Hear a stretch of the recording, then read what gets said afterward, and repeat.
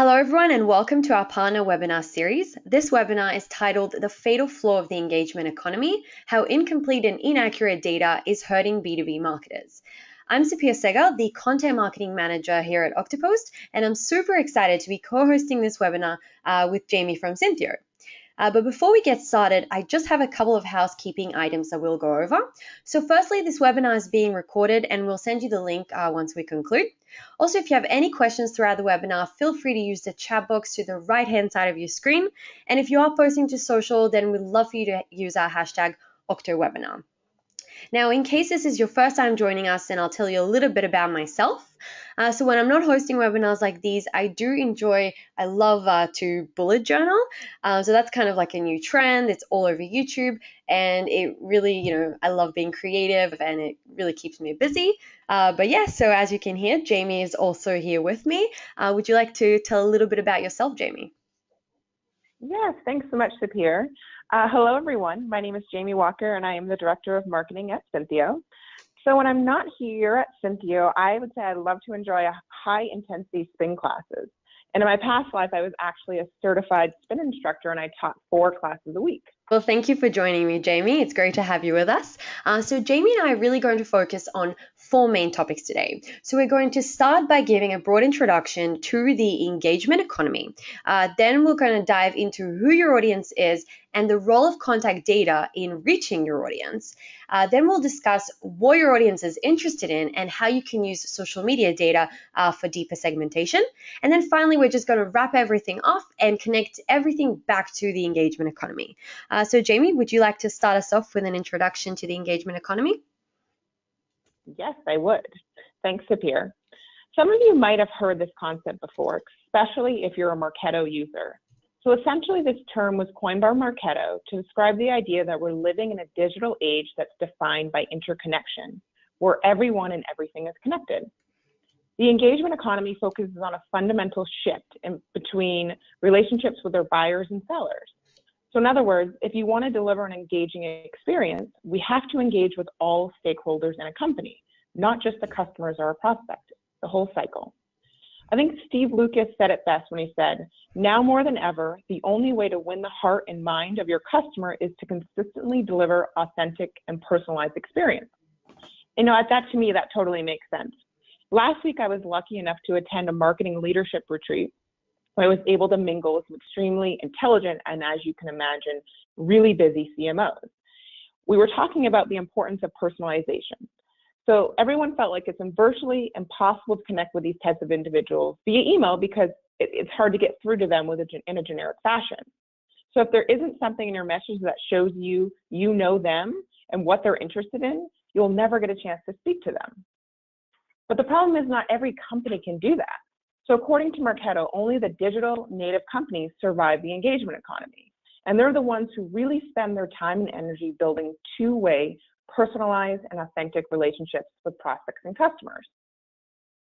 So in order to digitally transform your company, you have to have these engaging conversations with your audience.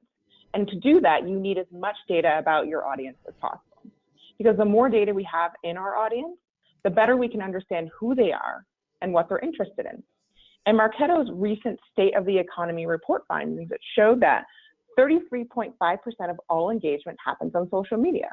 So even older industries, I'm thinking more like real estate, those older industries that never relied on digital are being forced to shift their efforts into social.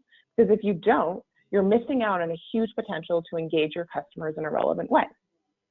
So Pierre, before we move forward, I wanted to know if there's anything else that you wanted, any other points you wanted to add about the engagement economy. Yes, so thanks, Jamie. I just want to say that if you look at the engagement economy, it's all about having those personalized and authentic conversations. But to actually have these conversations in the first place, you need to have complete and accurate data. Because as you can see from this visual demonstration, data is really the driving force behind the engagement economy. And with the right data, you can really start segmenting your audiences into key personas like fictional characters. And these personas should be made up of 2 major things. So we have who your persona is, and the second part is what they're interested in. And so Jamie's going to walk us through the first piece of the puzzle, which is knowing your audiences and who they are and how you can easily get this information. Yeah. So, this seems like a silly question, who is your audience? Because most people feel like we know who our audience is. But today we're going to look at that as in terms of what is the role of contact data and how do we use contact data to reach our audience. So in order to know your customer, you need to know as much as you can about them, and you need to be able to have really personalized conversations. So earlier I was mentioning that I had, the opportunity to go to that retreat with the CMOs. So one gentleman said, I give people the rule of 3. And so I said, what does that mean? He says, you have 3 chances to send me an email or a correspondence to pay attention to me. If you don't write something about who I am or my company or something that I'm interested in, he's like, I'll put you into an eternal black box. I'll never talk to you again. And although that may seem a little extreme, it just shows like how important it is in knowing your audience. How can you break through kind of the noise of, just thinking about the scenario with an email inbox. You have all these emails. How can you connect? How can you be a little bit different than your next person? So the question we need to ask is, why do marketers struggle to keep contact data fresh? And well, it's because most B2B marketers are pursuing an audience that's a moving target. People are constantly moving. We have an extremely transient workforce where most people are not staying at their jobs for 10 to 20 years like they used to. But it's normal now for people to move companies every 2 to 4 years. So according to the study I was looking at by a leadership consulting firm called Spencer Stewart, the average CMO moves jobs every 42 months. When you think about that fact, you can imagine how hard it would be to keep clean data if people are constantly moving. The basic information that you have in your prospects or your current customers or partners changes when they leave a position. Things like titles, email addresses, industry, or even cities where they're located may change, which will alter which segment you want to put them in or where you have them bucketed in a workflow. Job promotions. Everyone wants to get promoted, duh. But a simple promotion can drastically change how one approaches their next job. The segment, track, or even persona type, like Sapir was talking about, that you have them bucketed in, may not be in line with the messaging that you've created, making it really challenging to engage with them. So in order to stay in front of your audience, you need to have the most accurate and complete contact data. And if you don't, your brand will just look silly and it looks like you're not paying attention. I have a kind of a personal example here. I was recently promoted at Synthio, and I can't tell you how many emails I get every day for the old director of marketing. Obviously, we're all busy and we're human, so it takes time to recognize changes, and I understand that. But I have to say, the brands and companies that are prospecting me now, and they know that I have a recent job promotion, they're already one leg up on someone else because they're showing that they know me and my new role here. So as we're talking about data and how to engage our prospects, there are 2 types of data that we want to focus on today. So I'm going to walk you through the profile, that contact data. And then later, Sapir is going to talk to us about the behavioral and the social data points that we want to capture as we're trying to engage our audience and build out workflows. So now we're going to take a little bit of a deeper dive into the role of profile data and how we use that to engage our audience. So first I want to say profile data falls into 3 categories. So the first one would be demographics, so things like education and occupation. Second, we have firmographics. So this data includes like number of employees at a company, revenue, what industry you're in, and any other things that can be used to target specific groups.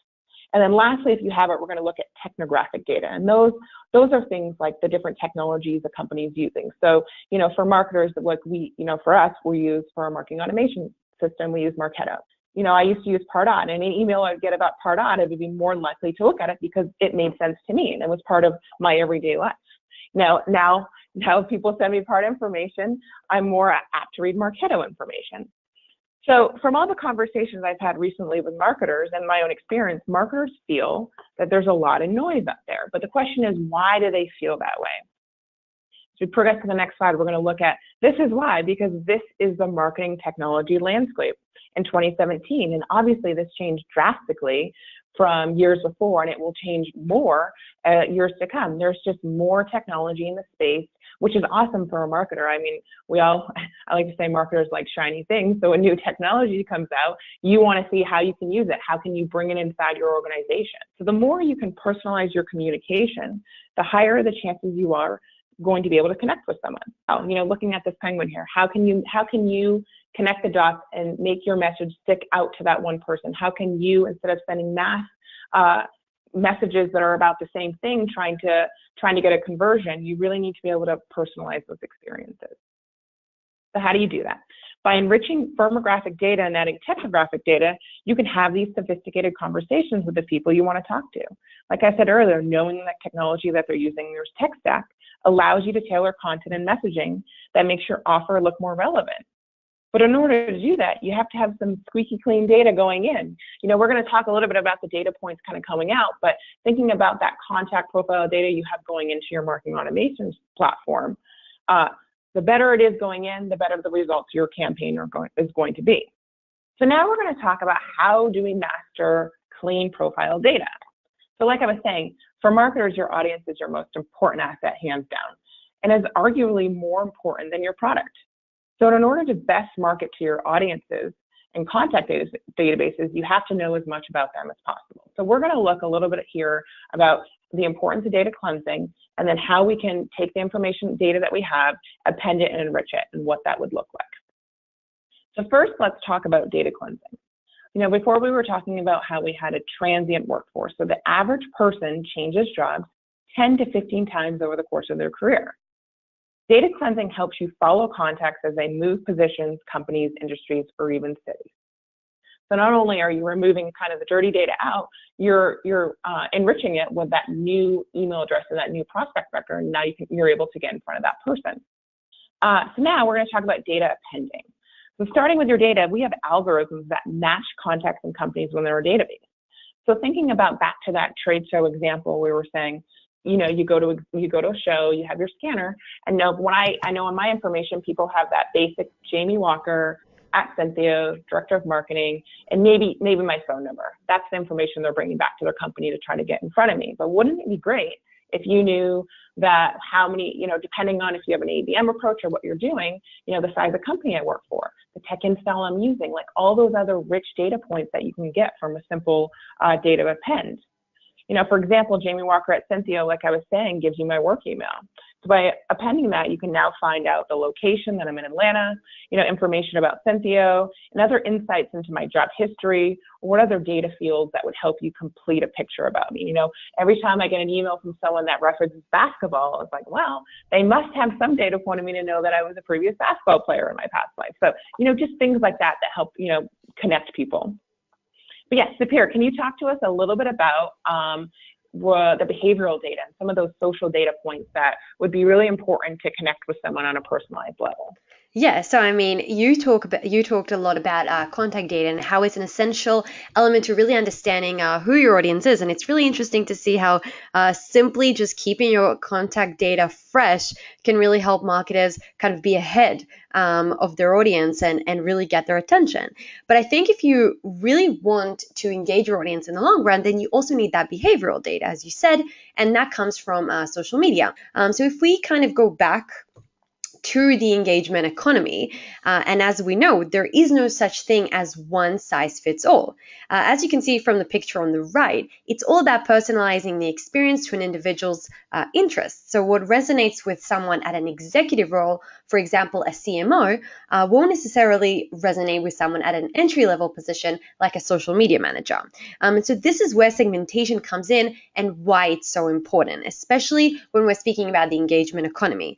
So most marketing automation platforms, for example, Marketo, Acto, and Eloqua, Sales Fusion, will enable you to segment or divide your lead database into different buckets. And then you can actually use those buckets to deliver more dynamic and relevant content.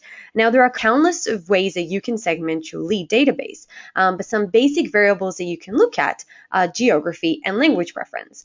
So for example, geography would mean dividing leads based on the country or region that they live in. So someone living in Europe is going to receive a very different email to someone living in the US, just as an example. In terms of language preference, you really just divide leads based on the language they speak. So for example, anytime you create an email or a landing page, you can personalize it to a person's language. So where one email can be in English, another one can be in French. So again, these are just very basic examples of how you can segment your leads. Also, if we want to take it a step further, every segmentation has a subsegment. So if we take company size as an example, underneath company size, you have 3 different subsegments. So you have startup, mid-market, and enterprise. Now you can go even deeper than that by using social media data to segment your audience. And when I say social media data, I'm mostly referring to behavioral insights and information that we collect from prospects and customers' social media activity. So in other words, you can build a profile around what your audience is clicking, sharing, liking, and converting from social media. And then using this profile, you can better tailor content and messaging to their interests. So let's go into some of the audience segments that you can build using social media data. So yes, the most common way to segment your audiences with social media data is, of course, with content topics. Let's say that Katie, right? We have Katie, and she's frequently clicking your posts about the topic email automation because that's the topic that you frequently write about. And then that's a really clear indication to you that she's interested in that subject, in email automation. And so the obvious choice would be to strategically place her under an email automation bucket or a segment where she can receive more content relevant to her topic of interest. Segmenting audience by content topics also informs us of what stage of the B2B funnel a buyer is at. So whether it's top of the funnel, middle of the funnel, or bottom of the funnel.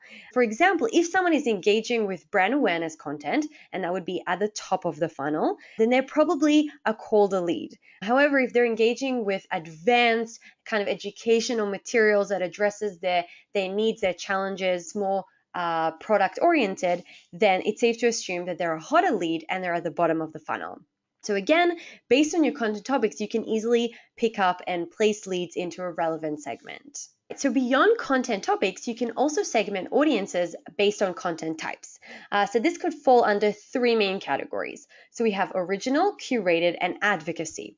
Original content, very straightforward. It's anything that's created by your company and promoted on social media. So for example, your ebooks, your webinars, blog posts, etc.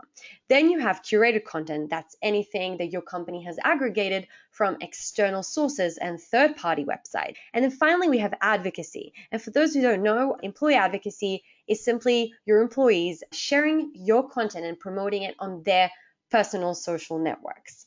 You can also segment audiences based on the social networks that they're most engaged on. Historically, our B2B marketers have been accrediting LinkedIn as the most effective tool for lead generation. And they're certainly not wrong, because in a recent study that we conducted, Oktopost has found that 80% of B2B leads actually came through LinkedIn, while only 13% came through Twitter and 7% came through Facebook.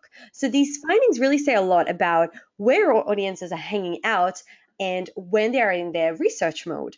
And the fourth way that we can use social data for lead segmentation is by looking at other contextual social actions like engagement type and frequency. And what do I mean exactly? So engagement type refers to the specific social activity. So what exactly your audience is doing? Are they clicking? Are they sharing? Are they converting from your posts? And since likes and shares are kind of actions that can be taken by leads at any stage of the funnel, specifically at the top, you can really place them in the bucket where they will need further nurturing. But if we look at social actions like clicks and conversions, well, these would usually inform us of leads that are more mature and who are more interested in the company and the product or service that you're offering.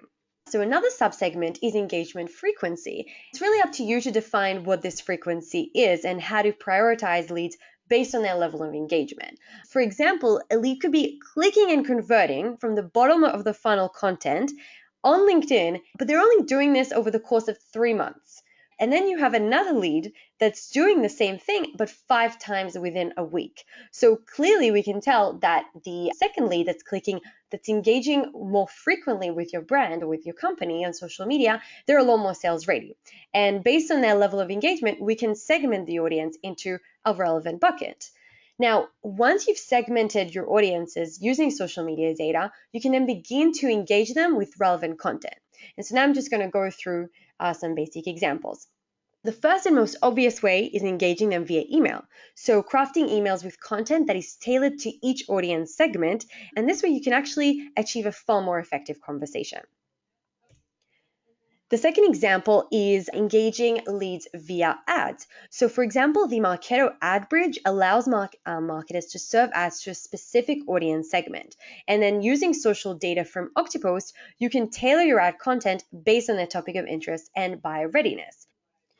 The third way is engaging via social outreach. And this is all about giving your sales as much access to your social media data, so then later on they can use this information to have a more personal, a one-on-one conversation with their prospects.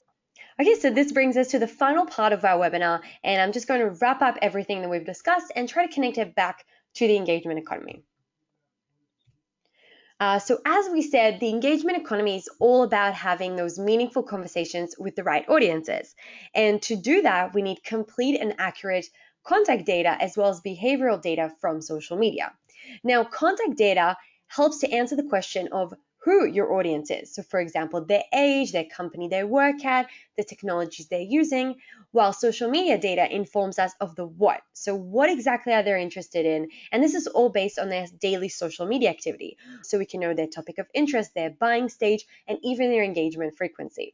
As marketers, using both of these data points, right, the contact data and social media data, makes it a whole lot easier to manage and segment leads in marketing automation. By segmenting them properly, you can better tailor a content experience that's personalized to their needs, their interests, and their stage of their buyer journey. And unfortunately, that's all the time that we have for today. But if you do have any more questions or you want to hear more about the Oktopost or the Synthio platform, then feel free to get in touch with us. I am just going to leave those details up on the slide. And again, thank you for joining us, and a very special thank you to our wonderful guest, Jamie. And we hope you'll join us again.